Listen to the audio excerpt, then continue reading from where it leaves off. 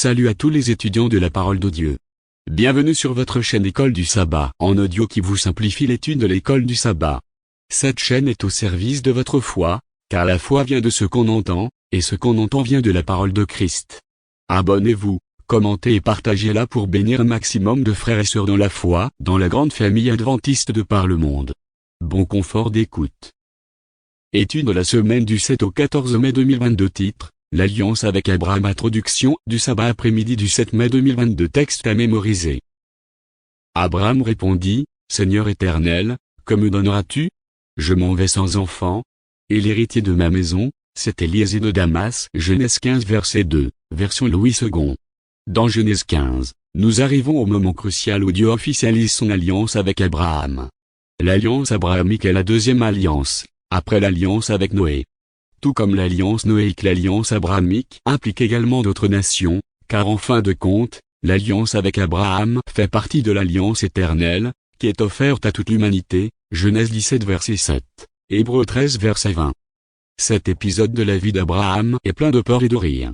Abraham eut peur. Genèse 15 verset 1, ainsi que Sarah. Genèse 18 verset 15 et Agar. Genèse 21 verset 17. Abraham rit. Genèse 17 verset 17. Sarah. Genèse 18 verset 12, et Ismaël, aussi. Genèse 21 verset 9, version Louis II. Ces chapitres résonnent avec la sensibilité et la chaleur humaine. Abraham est passionné par le salut des méchants de Sodome. Il se soucie de Sarah, d'Agar et de Lot. Et il est hospitalier envers les trois étrangers. Genèse 18 verset 6. C'est dans ce contexte qu'Abraham, dont le nom implique noblesse et respect, verra son nom changé en Abraham, qui signifie « père d'une multitude de nations ». Genèse 17 verset 5. Ainsi, nous voyons ici plus d'indices de la nature universelle de ce que Dieu prévoit de faire par son alliance avec Abraham. Étudiez cette leçon pour le sabbat 14 mai. Fin de l'étude de la leçon du sabbat après-midi. Leçon du dimanche 8 mai 2022. Titre: La foi d'Abraham. Lisez Genèse 15 versets 1 à 21 et Romains 4 les versets 3, 4, 9 et 22. Comment Abraham révèle-t-il ce que signifie le fait de vivre par la foi? Quelle est la signification du sacrifice que Dieu a fait accomplir par Abraham? Lecture des livres de la Genèse chapitre 15 les versets 1 à 21 et de Romains chapitre 4 les versets 3, 4, 9 et 22. Il est écrit: Après ces événements, la parole de l'Éternel fut adressée à Abraham dans une vision, et il dit: Abraham, ne crains point. Je suis ton bouclier, et ta récompense sera très grande. Abraham répondit: Seigneur éternel, que me donneras-tu? Je m'en vais sans enfant. Et l'héritier de ma maison, c'est Éliézer de Damas. Et Abraham dit: Voici, tu ne m'as pas donné de postérité, et celui qui est né dans ma maison sera mon héritier. Alors la parole de l'Éternel lui fut adressée ainsi: Ce n'est pas lui qui sera ton héritier, mais c'est celui qui sortira de tes entrailles qui sera ton héritier. Et après l'avoir conduit dehors, il dit: Regarde vers le ciel, et compte les étoiles, si tu peux les compter. Et il lui dit: Telle sera ta postérité. Abraham eut confiance en l'Éternel, qui le lui imputa justice. L'Éternel lui dit encore: Je suis l'Éternel, qui t'ai fait sortir d'Ur en Chaldée, pour te donner en possession ce pays. Abraham répondit: Seigneur éternel, à quoi connaîtrais-je que je le posséderais? Et l'Éternel lui dit: Prends une génisse de 3 ans, une chèvre de 3 ans, un bélier de 3 ans, une tourterelle et une jeune colombe. Abraham prit tous ces animaux, les coupa par le milieu, et mit chaque morceau l'un vis-à-vis de l'autre. Mais il ne partagea point les oiseaux. Les oiseaux de proie s'abattirent sur les cadavres, et Abraham les chassa. Au coucher du soleil, un profond sommeil tomba sur Abraham. Et voici, une frayeur et une grande obscurité vinrent l'assaillir. Et l'Éternel dit à Abraham: Sache que tes descendants seront étrangers dans un pays qui ne sera point à eux. Ils y seront asservis, et on les opprimera pendant 400 ans. Mais je jugerai la nation à laquelle ils seront asservis, et ils sortiront ensuite avec de grandes richesses. Toi, tu iras en paix vers tes pères, tu seras enterré après une heureuse vieillesse. À la 4e génération, ils reviendront ici, car l'iniquité des Amoréens n'est pas encore à son comble. Quand le soleil fut couché, il y eut une obscurité profonde, et voici, ce fut une fournaise fumante, et des flammes passèrent entre les animaux partagés. En ce jour-là, l'Éternel fit alliance avec Abraham, et dit: Je donne ce pays à ta postérité, depuis le fleuve d'Égypte jusqu'au grand fleuve, au fleuve d'Euphrate, le pays des Kéniens, des Kenisiens, des Canoniens, des Hétiens, des Phéréziens, des Rephaïm, des Amoréens, des Cananéens, des Girgasiens et des Jébusiens. Lisons également Romains 4 versets 3 et 4. Il est écrit, car que dit l'Écriture? Abraham crut à Dieu, et cela lui fut imputé à justice. Or, à celui qui fait une œuvre, le salaire est imputé, non comme une grâce, mais comme une chose due. Aussi, le passage de Romains 4 verset 9 ajoute ce qui suit, ce bonheur n'est-il que pour les circoncis, ou est-il également pour les incirconcis? Car nous disons que la foi fut imputée à justice à Abraham.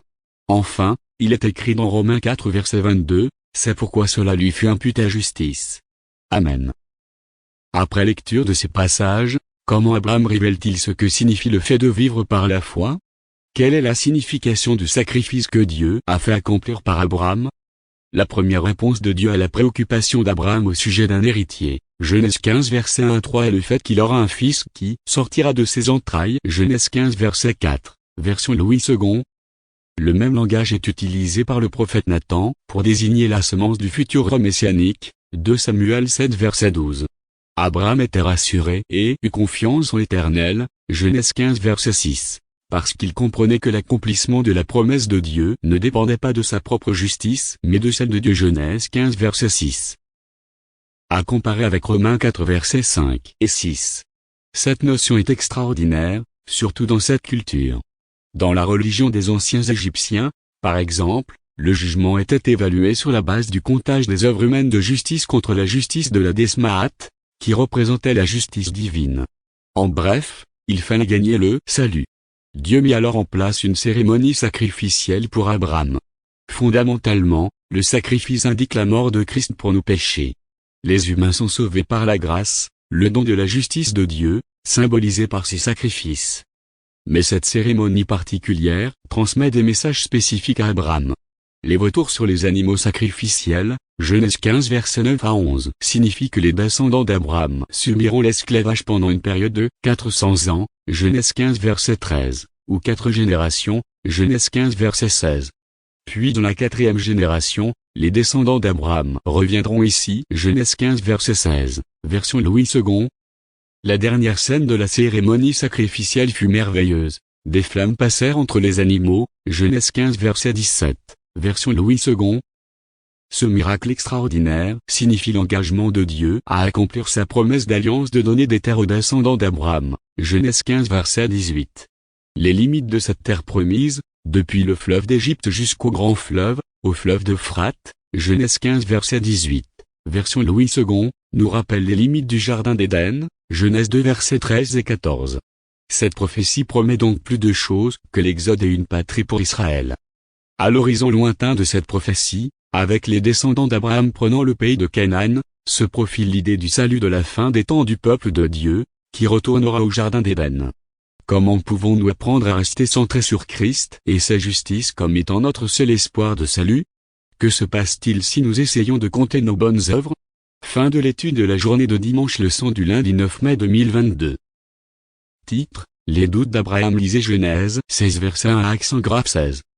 Quelle est la signification de la décision d'Abraham d'aller vers Agar, même en dépit de la promesse de Dieu? Comment les deux femmes représentent-elles deux attitudes de foi? Voir aussi Galates 4 les versets 21-31. Lecture du livre de Genèse chapitre 16 les versets 1 à 16. Il est écrit, Saraï, femme d'Abraham, ne lui avait point donné d'enfant. Elle avait une servante égyptienne, nommée Agar. Et Saraï dit à Abraham, voici, l'Éternel m'a rendu stérile. Viens, je te prie, vers ma servante. Peut-être aurai-je par elle des enfants. Abraham écouta la voix de Saraï. Alors Saraï, femme d'Abraham, prit Agar, l'Égyptienne, sa servante, et la donna pour femme à Abraham, son mari, après qu'Abraham eut habité 10 années dans le pays de Canaan. Il alla vers Agar, et elle devint enceinte. Quand elle se vit enceinte, elle regarda sa maîtresse avec mépris. Et Saraï dit à Abraham, l'outrage qui me fait retombe sur toi. J'ai mis ma servante dans ton sein, et, quand elle a vu qu'elle était enceinte, elle m'a regardé avec mépris.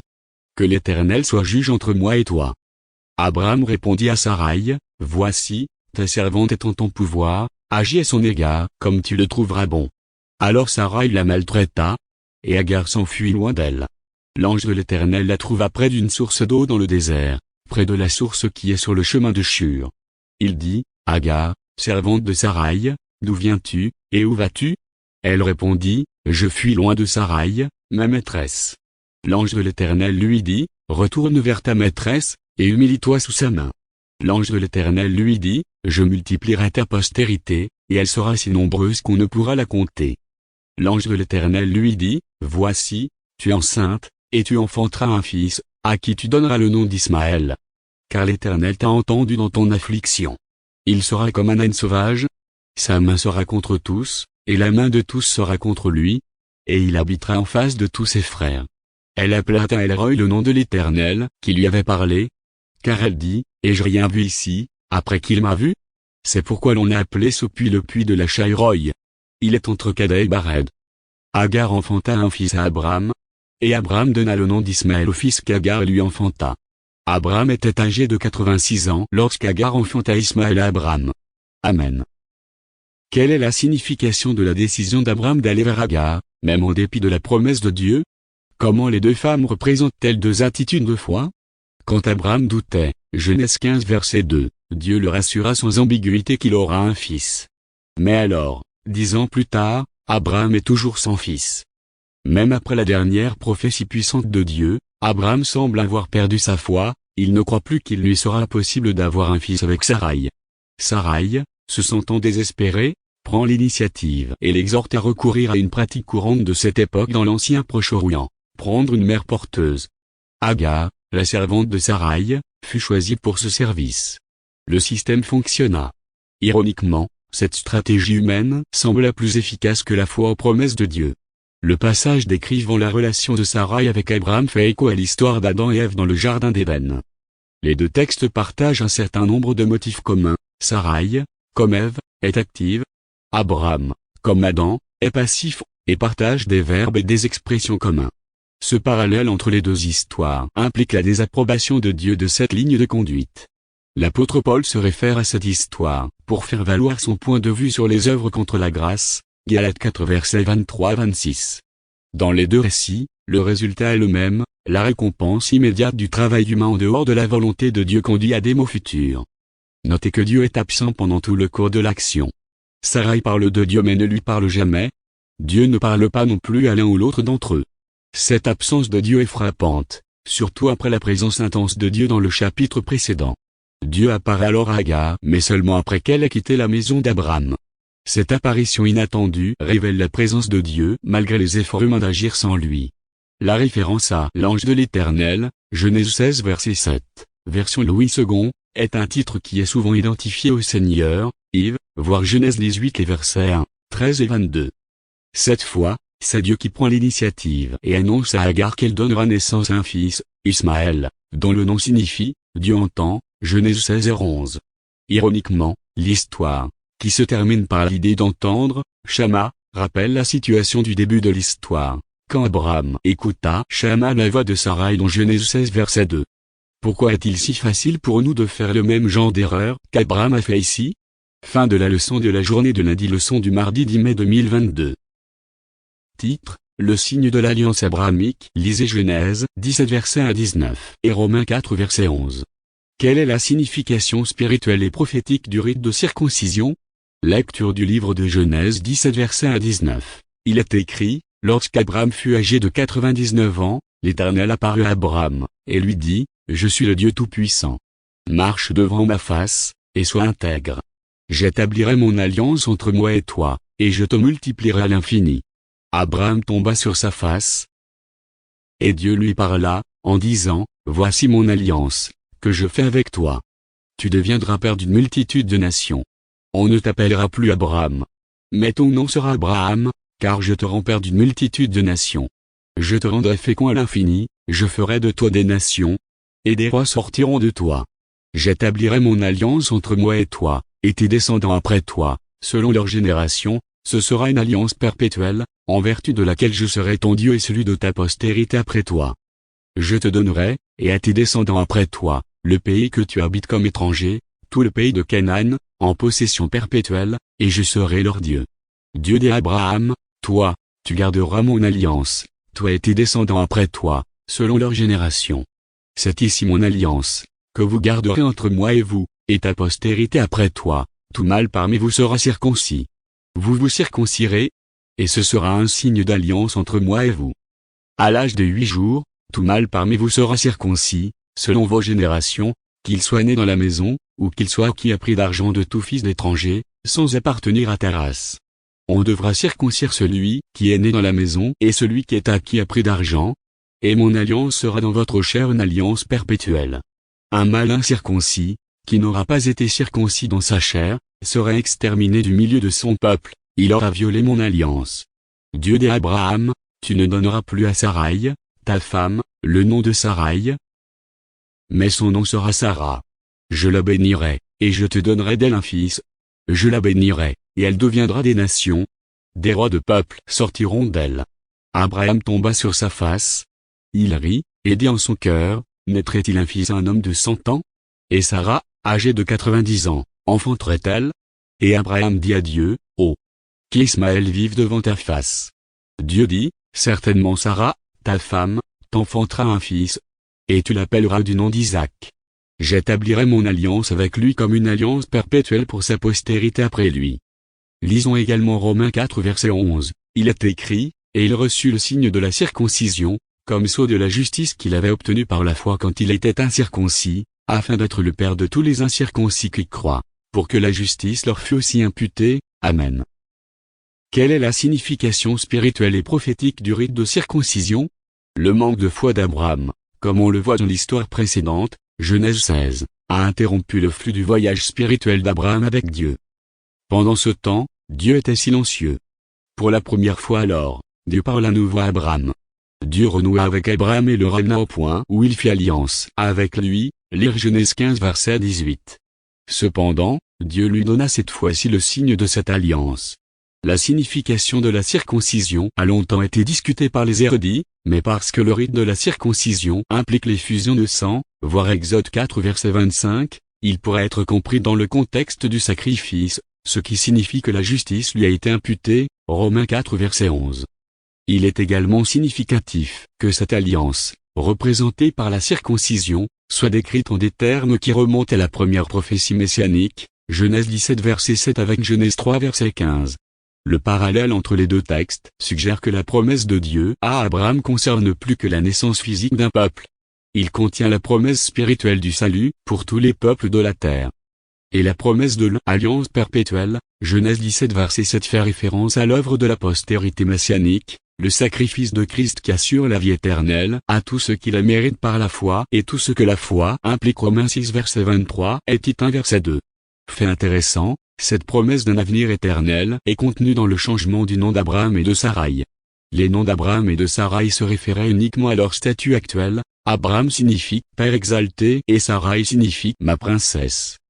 Le changement de leur nom en Abraham et Sarah faisait référence à l'avenir, Abraham signifie « père d'une multitude de nations » et Sarah signifie « la princesse ». En parallèle, et avec une certaine ironie, le nom d'Isaac est un rappel du rire d'Abraham, le premier rire rapporté dans les Écritures, Genèse 17 verset 17. C'est un rire de scepticisme ou, peut-être, d'émerveillement. Quoi qu'il en soit, bien qu'il ait cru ce que le Seigneur lui avait clairement promis, Abraham avait encore du mal à le vivre dans la foi et la confiance. Comment pouvons-nous apprendre à continuer à croire même si, parfois, nous avons du mal à croire, comme ce fut le cas d'Abraham? Pourquoi est-il important que nous n'abandonnions pas, malgré les moments de doute? Fin de la leçon de la journée de mardi, leçon du mercredi 11 mai 2022. Titre: Le fils de la promesse. La dernière scène de circoncision impliquait tout le monde, non seulement Ismaël, mais aussi tous les mâles de la maison d'Abraham. Genèse 17 les versets 23-27. Le mot kol, qui signifie tous, est répété 4 fois dans Genèse 17 des versets 23-27. C'est dans ce contexte inclusif que Dieu apparaît à Abraham, pour confirmer la promesse d'un fils, Isaac. Lisez Genèse 18 verset 1 à accent grave 15 et Romains 9 verset 9. Quelle leçon d'hospitalité tirons-nous de l'accueil d'Abraham à ses visiteurs? Comment expliquez-vous la réponse de Dieu à l'hospitalité d'Abraham? Lecture de Genèse 18 les versets 1 à 15, il est écrit, l'Éternel lui apparut parmi les chênes de Mamré, comme il était assis à l'entrée de sa tente, pendant la chaleur du jour. Il leva les yeux, et regarda, et voici, 3 hommes étaient debout près de lui. Quand il les vit, il courut au-devant d'eux, depuis l'entrée de sa tente, et se prosterna en terre. Et il dit, Seigneur, si j'ai trouvé grâce à tes yeux, ne passe point, je te prie, loin de ton serviteur. Permettez qu'on apporte un peu d'eau, pour vous laver les pieds, et reposez-vous sous cet arbre. J'irai prendre un morceau de pain, pour fortifier votre cœur. Après quoi, vous continuerez votre route, car c'est pour cela que vous passez près de votre serviteur. Ils répondirent, fais comme tu l'as dit. Abraham alla promptement dans sa tente vers Sarah, et il dit, vite, 3 mesures de fleurs de farine, pétries, et fait des gâteaux. Et Abraham courut à son troupeau, prit un veau tendribon, et le donna à un serviteur, qui se hâta de l'apprêter. Il prit encore de la crème et du lait, avec le veau qu'on avait apprêté, et il le mit devant eux. Il se tint lui-même à leur côté, sous l'arbre. Et ils mangèrent. Alors ils lui dirent, où est Sarah, ta femme? Il répondit, elle est là, dans la tente. L'un d'entre eux dit, je reviendrai vers toi à cette même époque. Et voici, Sarah, ta femme, aura un fils. Sarah écoutait à l'entrée de la tente, qui était derrière lui. Abraham et Sarah étaient vieux, avancés en âge, et Sarah ne pouvait plus espérer avoir des enfants. Elle rit en elle-même, en disant, maintenant que je suis vieille, aurai-je encore des désirs? Mon Seigneur aussi est vieux. L'Éternel dit à Abraham, pourquoi donc Sarah a-t-elle ri, en disant, est-ce que vraiment j'aurai un enfant, moi qui suis vieille? Y a-t-il rien qui soit étonnant de la part de l'Éternel?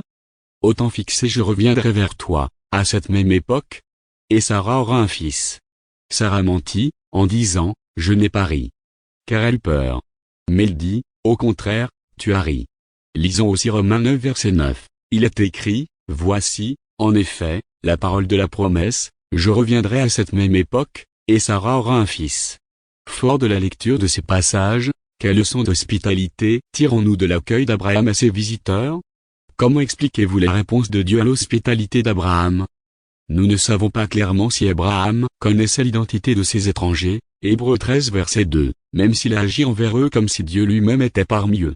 Il était assis à l'entrée de sa tente, pendant la chaleur du jour, Genèse 18 verset 1, version Louis II, et parce que les visiteurs sont rares dans le désert, il avait probablement envie de les rencontrer. Abraham courut vers les hommes, Genèse 18 verset 2, bien qu'il ait 99 ans. Il appela l'une de ces personnes, Adonai, Seigneur, voir Genèse 18 verset 3, un titre souvent utilisé pour Dieu, confère Genèse 20 verset 4 et Exode 15 verset 17. Il se précipita promptement dans la préparation du repas, Genèse 18 versets 6 et 7. Il se tenait à côté d'eux, attentif à leurs besoins et prêt à les servir, Genèse 18, 8. Le comportement d'Abraham envers les étrangers célestes deviendra un modèle inspirant d'hospitalité, Hébreux 13 verset 2. En effet, l'attitude de révérence d'Abraham transmet une philosophie d'hospitalité. Faire preuve de respect et d'attention envers les étrangers n'est seulement pas qu'un beau geste de courtoisie. La Bible souligne que c'est un devoir religieux, comme s'il était dirigé envers Dieu lui-même, Matthieu 25 versets 35 à 40. Ironiquement, Dieu est plus identifié à l'étranger affamé et dans le besoin qu'à la personne généreuse qui le reçoit. D'autre part, l'intrusion divine dans la sphère humaine dénote sa grâce et son amour envers l'humanité. Cette apparition de Dieu anticipe Christ, qui quitta sa maison céleste et devint un serviteur humain pour atteindre l'humanité, Philippiens 2 versets 7 et 8. L'apparition de Dieu ici est la preuve de la certitude de sa promesse, Genèse 18 verset 10, version Louis II. Il voit Sarah, qui se cachait derrière lui, Genèse 18 verset 10 et connaît ses pensées les plus intimes, Genèse 18 verset 12. Il sait qu'elle a ri, et le mot « rire » est son dernier mot. Le scepticisme de Sarah devient la situation sur laquelle il accomplira sa parole. Pensez davantage à l'idée que Dieu est plus identifié à l'étranger affamé et dans le besoin qu'à la personne généreuse qui le reçoit. Pourquoi est-il si important que nous nous souvenions de ce concept? Fin de la leçon de la journée de mercredi, leçon du jeudi 12 mai 2022. Titre, Lot à Sodome. Lisez Genèse 18, verset 16 à Genèse 19 verset 29. Comment le ministère prophétique d'Abraham affecte-t-il sa responsabilité envers Lot? Lecture du livre de Genèse du chapitre 18, verset 16 au chapitre 19 verset 29. Il est écrit, ces hommes se levèrent pour partir, et ils regardèrent du côté de Sodome. Abraham alla avec eux, pour les accompagner. Alors l'Éternel dit, cacherai-je à Abraham ce que je vais faire? Abraham deviendra certainement une nation grande et puissante, et en lui seront bénies toutes les nations de la terre. Car je l'ai choisi, afin qu'il ordonne à ses fils et à sa maison après lui de garder la voie de l'Éternel, en pratiquant la droiture et la justice, et qu'ainsi l'Éternel accomplisse en faveur d'Abraham les promesses qu'il lui a faites.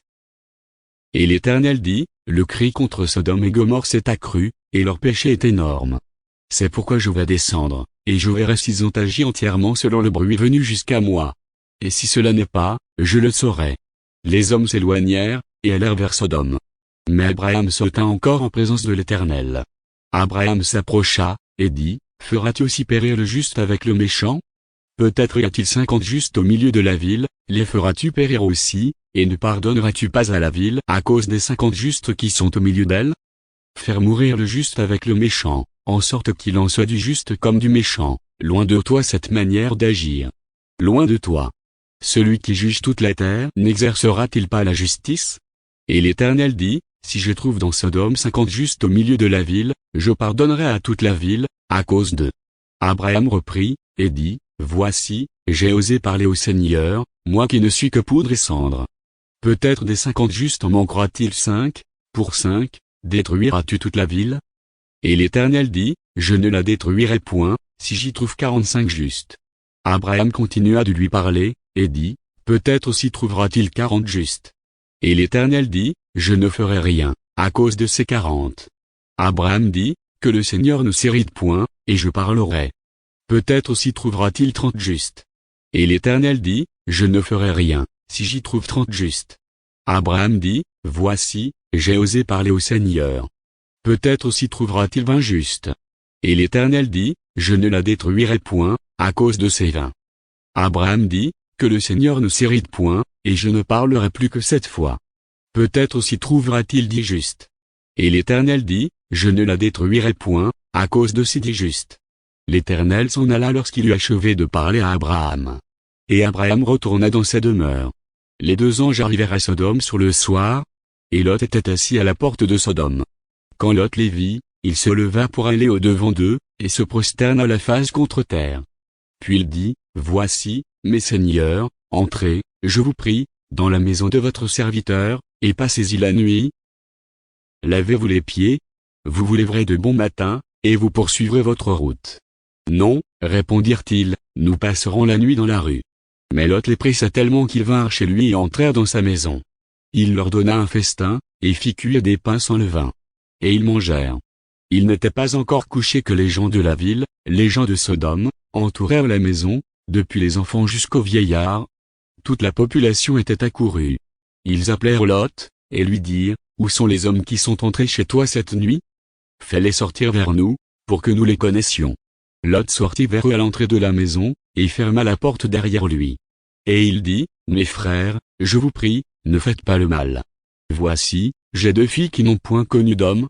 Je vous les amènerai dehors, et vous leur ferez ce qu'il vous plaira. Seulement, ne faites rien à ces hommes puisqu'ils sont venus à l'ombre de mon toit. Ils dirent, retire-toi. Ils dirent encore, celui-ci est venu comme étranger, et il veut faire le juge. Eh bien, nous te ferons pique à eux. Et, pressant Lot avec violence, ils s'avancèrent pour briser la porte. Les hommes étendirent la main, firent entrer Lot vers eux dans la maison, et fermèrent la porte. Et ils frappèrent d'aveuglement les gens qui étaient à l'entrée de la maison, depuis le plus petit jusqu'au plus grand, de sorte qu'ils se donnèrent une peine inutile pour trouver la porte. Les hommes dirent à Lot, qui as-tu encore ici? Gendre, fils et filles, et tout ce qui t'appartient dans la ville, fais-les sortir de ce lieu. Car nous allons détruire ce lieu, parce que le cri contre ses habitants est grand devant l'Éternel. L'Éternel nous a envoyés pour le détruire. Lot sortit, et parla à ses gendres qui avaient pris ses filles, levez-vous, dit-il, sortez de ce lieu, car l'Éternel va détruire la ville. Mais, aux yeux de ses gendres, il parut plaisanter. Dès l'aube du jour, les anges insistèrent auprès de Lot, en disant, lève-toi, prends ta femme et tes 2 filles qui se trouvent ici, de peur que tu ne périsses dans la ruine de la ville. Et comme il tardait, les hommes le saisirent par la main, lui, sa femme et ses 2 filles, car l'Éternel voulait l'épargner. Ils l'emmenèrent, et le laissèrent hors de la ville. Après les avoir fait sortir, l'un d'eux dit, sauve-toi, pour ta vie. Ne regarde pas derrière toi, et ne t'arrête pas dans toute la plaine. Sauve-toi vers la montagne, de peur que tu ne périsses. Lot leur dit, oh! Non, Seigneur.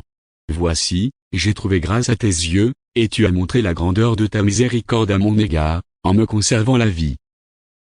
Mais je ne puis me sauver à la montagne, avant que le désastre m'atteigne, et je périrai. Voici, cette ville est assez proche pour que je m'y réfugie, et elle est petite. Oh! Que je puisse m'y sauver. N'est-elle pas petite? Et que mon âme vive. Et il lui dit, voici, je t'accorde encore cette grâce, et je ne détruirai pas la ville dont tu parles. Hâte-toi de t'y réfugier, car je ne puis rien faire jusqu'à ce que tu y sois arrivé. C'est pour cela que l'on a donné à cette ville le nom de Tsoar. Le soleil se levait sur la terre, lorsque Lot entra dans Tsoar. Alors l'Éternel fit pleuvoir du ciel sur Sodome et sur Gomorrhe du soufre et du feu, de par l'Éternel. Il détruisit ces villes, toute la plaine et tous les habitants des villes, et les plantes de la terre. La femme de Lot regarda en arrière, et elle devint une statue de sel. Abraham se leva de bon matin, pour aller au lieu où il s'était tenu en présence de l'Éternel. Il porta ses regards du côté de Sodome et de Gomorrhe, et sur tout le territoire de la plaine. Et voici, il vit s'élever de la terre une fumée, comme la fumée d'une fournaise. Lorsque Dieu détruisit les villes de la plaine, il se souvint d'Abraham, et il fit échapper Lot du milieu du désastre, par lequel il bouleversa les villes où Lot avait établi sa demeure. Amen. Comment le ministère prophétique d'Abraham affecte-t-il sa responsabilité envers Lot? Abraham vient d'avoir encore une fois, la confirmation de la promesse de Dieu d'un fils. Pourtant, au lieu de se réjouir de la bonne nouvelle, il engage Dieu dans une discussion passionnée sur le sort de Lot à Sodome. Abraham n'est pas seulement un prophète à qui Dieu révèle sa volonté, c'est aussi un prophète, qui intercède en faveur des méchants. L'expression hébraïque « se tint encore en présence de l'Éternel » dans Genèse 18 verset 22, version Louis II, est un idiome du mot prier. En fait, Abraham défie Dieu et négocie avec lui pour sauver Sodome, où réside son neveu. Passant de 50 à 10, Dieu aurait sauvé le peuple de Sodome si seulement 10 Sodomites étaient justes. Bien sûr, en lisant l'histoire de ce qui s'est passé quand les deux anges sont venus à Lot pour l'avertir de ce qui allait arriver dans Genèse 19 verset 1 à 10, nous pouvons voir à quel point le peuple était devenu malade et mauvais. C'était vraiment un endroit méchant, comme l'étaient beaucoup de nations autour d'eux. L'une des raisons pour lesquelles, finalement, ils furent chassés de la terre, voir Genèse 15 verset 16. Et maintenant, les dernières nuits de Sodome est venue. À l'insu de ses habitants, les nuages de la vengeance projettent leur ombre sur la cité coupable. Tandis que les anges s'approchent pour détruire, les hommes ne rêvent que liesse et prospérité. Leur dernier jour s'éteint sur une scène de sécurité et de splendeur. Les rayons mourants du soleil baignent un paysage d'une beauté idéale. La fraîcheur du soir fait sortir les habitants de leur demeure et une foule désœuvrée circule en tous sens en quête de plaisirs nouveaux. Ellen White, Patriarche et prophète, page 133. En fin de compte, Dieu ne sauva que Lot, sa femme et ses 2 filles, confère Genèse 19 verset 15, près de la moitié du minimum de 10. Les gendres, qui ne prenaient pas au sérieux l'avertissement de Lot, restèrent dans la ville voir Genèse 19 verset 14. Ce beau pays fut alors détruit.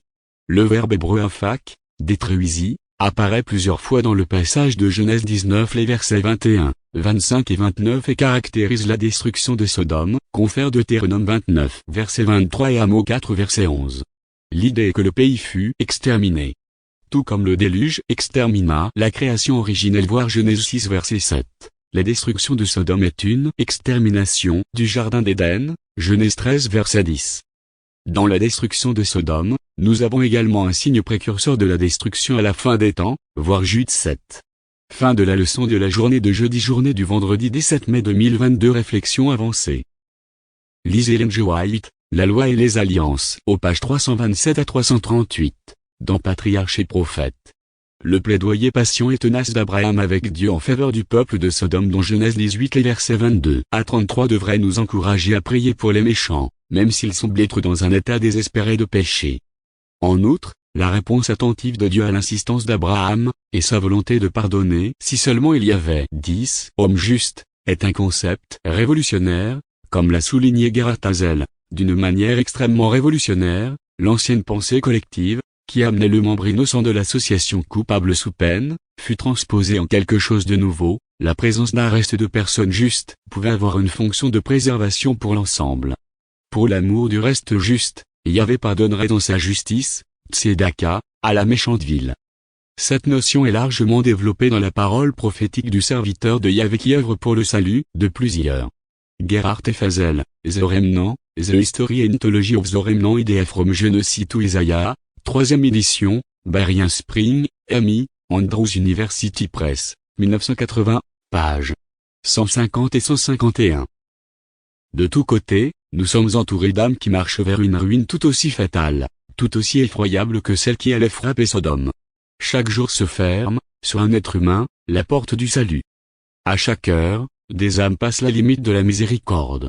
Où sont les voix qui avertissent, qui supplient le pécheur d'éviter l'affreux sort qui l'attend? Où sont les mains tendues pour l'arracher à la mort? Où sont ceux qui, en paroles brûlantes d'humilité et de foi persévérante, plaident devant Dieu en faveur de l'homme perdu?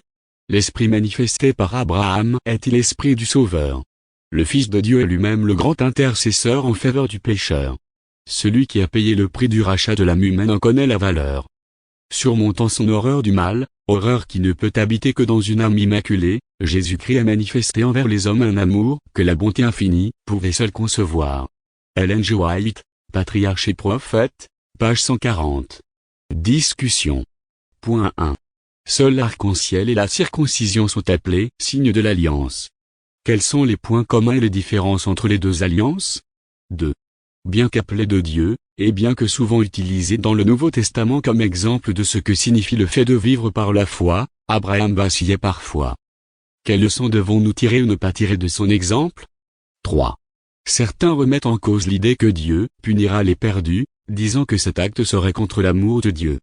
Comment pouvons-nous, en tant que ceux qui croient que Dieu punira les perdus, répondre à l'argument selon lequel il ne le fera pas? Merci pour votre écoute attentive. Aimez, partagez et commentez cette vidéo. N'oubliez pas de vous abonner à notre chaîne pour ne rien manquer des leçons de l'école du sabbat de chaque semaine. Activez la cloche de notification pour être averti de la sortie de nouvelles vidéos. Que votre foi grandisse pour votre salut. Et n'oubliez pas que la foi vient de ce qu'on entend, et ce qu'on entend vient de la parole de Christ. Que Dieu vous bénisse.